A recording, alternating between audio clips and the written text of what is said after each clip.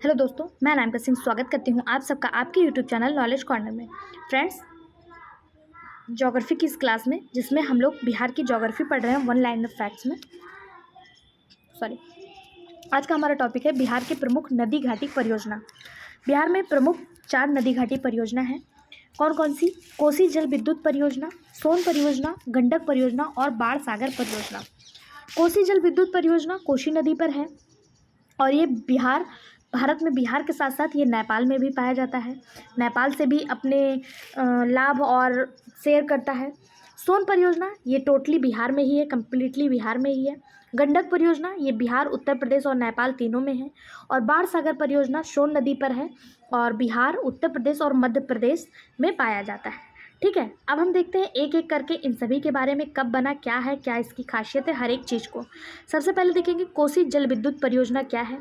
तो भारत और नेपाल के मध्य इस परियोजना के लिए 1954 में आपसी सहमति हुई थी। 1954 में किसके किसके बीच? भारत और नेपाल के बीच। इसके अंतर्गत नेपाल के भीमनगर में कोसी बैराज पर का निर्माण किया गया। अगर पूछा जाए नेपाल के भीमनगर में कोसी बैराज का निर्माण किस परियोजना में बना, तो कोसी जल विद्युत परियोजना में। इस बैराज का निर्माण 1959 में प्रारंभ हुआ और 1963 में पूर्ण हो गया। ठीक, स्टार्ट कब हुआ? 1959 में। पूरा कब हुआ? 1963 में। पूर्वी कोसी नहर मुख्य सिंचाई परियोजना एवं पश्चिमी कोसी नहर मुख्य सिंचाई परियोजना का निर्माण जल परियोजना के तहत ही हुआ था। ठीक है, इसका निर्माण वर्ष 1961 में प्रारंभ हुआ। कौन सा? ये वाला, पूर्वी कोसी वाला। ठीक है, और पूर्वी कोसी नहर छठी पंचवर्षीय योजना में शुरू किया गया। इसको भी इंपॉर्टेंट मार्क करिएगा। पूर्वी कोसी नहर कब स्टार्ट हुआ? छठी पंचवर्षीय योजना में। पूर्वी कोसी नहर से लाभान्वित जिले जो हैं अररिया, सहरसा, खगड़िया, सुपौल, पूर्णिया, मधेपुरा, कटिहार। कौन कौन से? अररिया, सहरसा, खगड़िया, सुपौल, पूर्णिया, मधेपुरा, कटिहार। ये सब हो सकता है ना पूछे, लेकिन ये पूछ सकता है कि कोसी नहर किस पंचवर्षीय योजना में स्टार्ट हुआ, तो छठी में।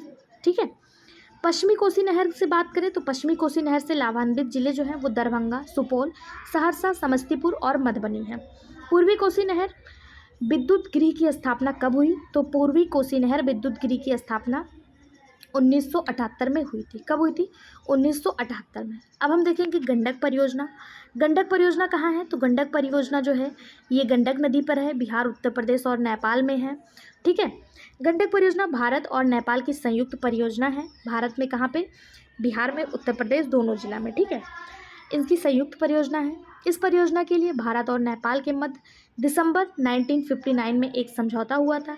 इस परियोजना के अंतर्गत पश्चिमी चंपारण से पूर्वी जल विद्युत परियोजना स्थापित की गई। पश्चिमी चंपारण में पूर्वी जल विद्युत परियोजना किसके अंतर्गत स्थापित की गई? तो गंडक परियोजना के तहत। किसके तहत? गंडक परियोजना के तहत। ठीक है, और यह जल विद्युत परियोजना वर्ष 1964 में प्रारंभ हुआ, 1964 में प्रारंभ हुआ तथा 1968 यानी 1968 में पूर्ण हो गया था। कौन सा? गंडक परियोजना। ठीक, इस परियोजना के तहत गंडक नदी पर 2 सिंचाई परियोजना निर्मित की गई।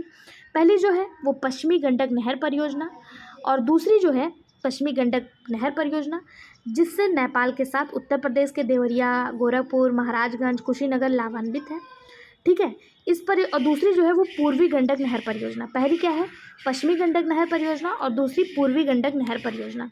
बात करें पश्चिमी गंडक नहर परियोजना की, तो ये बिहार, नेपाल के साथ साथ उत्तर प्रदेश के प्रमुख जिले जैसे देवरिया, गोरखपुर, महाराजगंज, कुशीनगर, यहाँ सब भी इसका लाभ प्राप्त होता है, लाभान्वित करता है। और ये जो पश्चिमी गंडक नहर परियोजना है इसको 1961 यानी 1961 योजना आयोग द्वारा मंजूरी प्रदान की गई थी। बात करें जो गंडक नदी परियोजना के तहत दूसरी परियोजना है पूर्वी गंडक नहर परियोजना, इससे बिहार लाभान्वित होता है। बिहार का कौन कौन सा जिला? मुजफ्फरपुर, पूर्वी चंपारण, वैशाली, पश्चिमी चंपारण, सारण, गोपालगंज और सिवान। पश्चिमी जो है इससे नेपाल और उत्तर प्रदेश, और पूर्वी जो है इससे केवल बिहार लाभान्वित होता है। इस बात को ध्यान रखिएगा। ठीक है, अगला सोन परियोजना देखते हैं। तो सोन नदी पर सोन जल विद्युत परियोजना का निर्माण किया गया। इसके तहत सोन बैराज, पूर्वी एवं पश्चिमी लिंग नहर तथा 2 नहर सिंचाई परियोजना निर्मित की गई। किसके तहत? सोन परियोजना के तहत। सोन बैराज, जिसे इंद्रापुरी यानी कदवन बैराज भी कहा जाता है, इंपॉर्टेंट मार्क करिएगा, इंद्रापुरी बैराज या कदवन बैराज के नाम से किसे जाना जाता है, सोन बैराज के नाम से। यह एक जलाशय है जिसका निर्माण 1960 में प्रारंभ हुआ था और 1965 में पूर्ण हुआ था। स्टार्ट कब हुआ? 1960 में। पूर्ण कब हुआ? 1965 में। सोन पूर्वी एवं पश्चिमी लिंक नहर पर विद्युत गृह का निर्माण किया गया, जिसे क्रमशः वर्ष 1986 एवं 1993 में पूर्ण किया गया। किसका? सोन पूर्वी एवं पश्चिमी लिंक नहर पर विद्युत गृह का निर्माण जो है 1986 में स्टार्ट हुआ, 1993 में पूर्ण हुआ। सोन नहर मुख्य सिंचाई परियोजना से कौन कौन से जिले लाभान्वित हैं? तो भोजपुर, अखल, पटना, औरंगाबाद, रोहतास, भभुआ जिला कैमूर और बक्सर, ये किससे लाभान्वित हैं? सोन नहर परियोजना से। सोन उच्च स्तरीय नहर मुख्य सिंचाई योजना से लाभान्वित जिले जो हैं वो कौन कौन से हैं? अभी हम लोगों ने देखा था सोन नहर मुख्य परियोजना से लाभान्वित जिले। अब हम देखेंगे सोन उच्च स्तरीय नहर मुख्य सिंचाई परियोजना से लाभान्वित जिले। अरवल, कैमूर, गया, औरंगाबाद, रोहतास और जहानाबाद।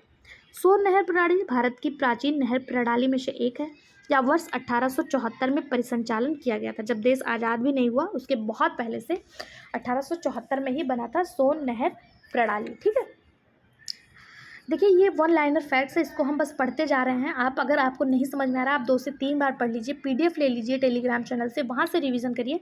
बिहार का ऐसा कोई भी डाटा नहीं होगा जो आपके एग्जाम में आए और इस वीडियो में ना बताया जाए। तो ये वीडियो आपके लिए बहुत ज़्यादा इंपॉर्टेंट है। जब आप क्वेश्चन आंसर के माध्यम से पढ़ते हैं तो एक एक चीज़ इसमें नहीं कवर किया जाता है। जैसे आपको इस सोन परियोजना से 2-3 क्वेश्चन पूछ लिया जाएगा, बहुत ज़्यादा से ज़्यादा क्वेश्चन में अगर शामिल करेंगे कि इसे किस नाम से जानते हैं, तो इसे इंद्रापुरी बैराज के नाम से भी जाना जाता है सोन बैराज को। या फिर आपसे पूछ लिया जाएगा इसका प्रारंभ कब हुआ, या फिर पूछ लिया जाएगा कब ख़त्म हुआ, इस पर कौन सा विद्युत गृह निर्माण हुआ है, ये सारी चीज़ें पूछ सकता है।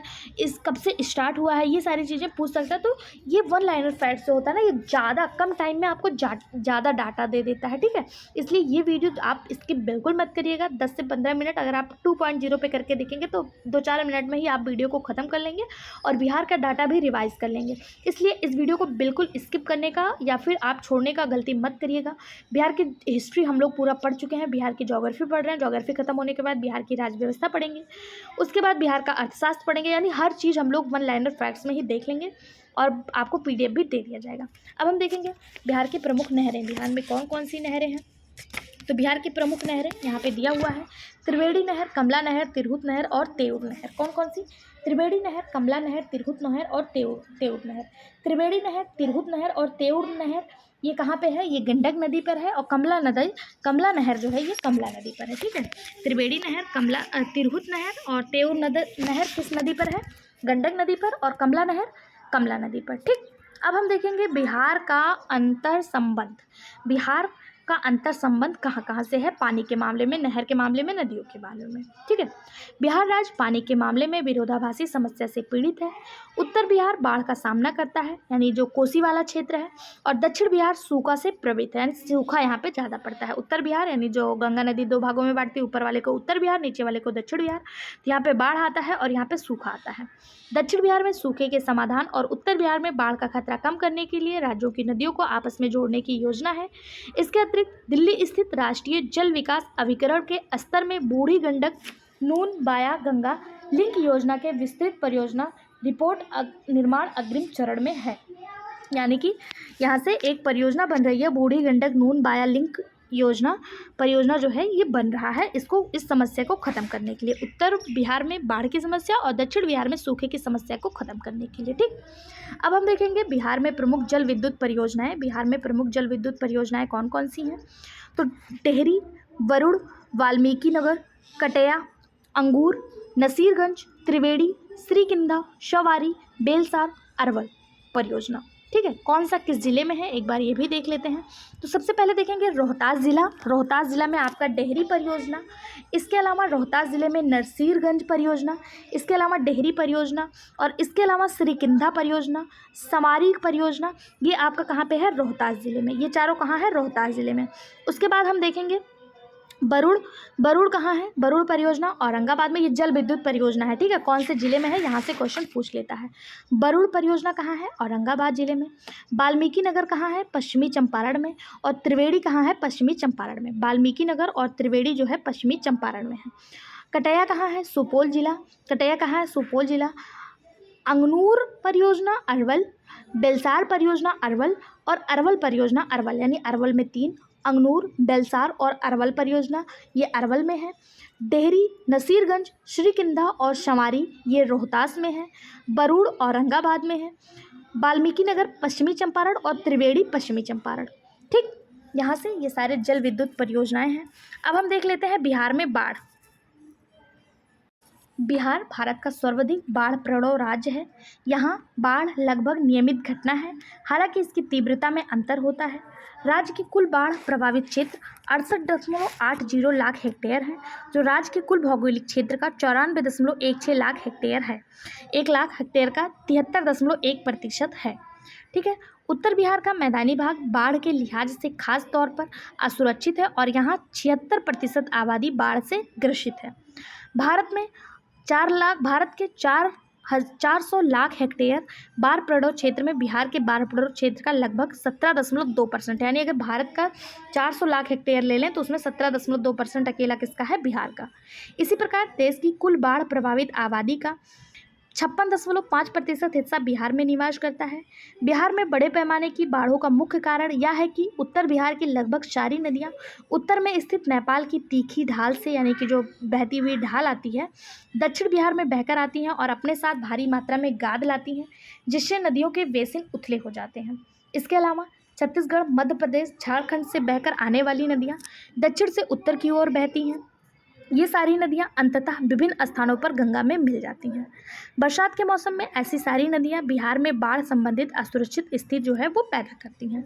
बाढ़ों से बचने के लिए बिहार में 3,746 किलोमीटर और नेपाल में 68 किलोमीटर लंबाई में तटबंध बनाए गए हैं। ये इंपॉर्टेंट है, इसको इंपॉर्टेंट करिएगा।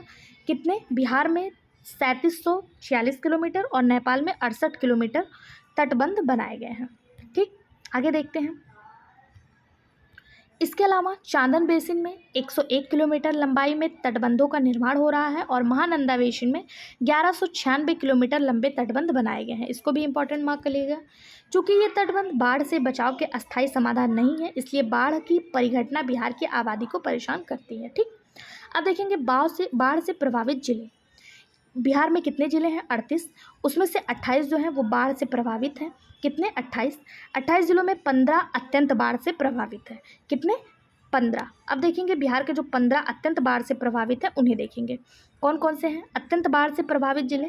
पूर्वी चंपारण, मुजफ्फरपुर, वैशाली, सीतामढ़ी, शिवहर, दरभंगा, मधुबनी, समस्तीपुर, सहरसा, सुपौल, मधेपुरा, खगड़िया, बेगूसराय, भागलपुर, कटिहार। ये 15 जिले जो हैं अत्यंत बाढ़ से प्रभावित हैं। इसके अलावा जो पश्चिमी चंपारण, सारण, सिवान, गोपालगंज, पूर्णिया, अररिया, किशनगंज ये मध्य बाढ़ से प्रभावित है।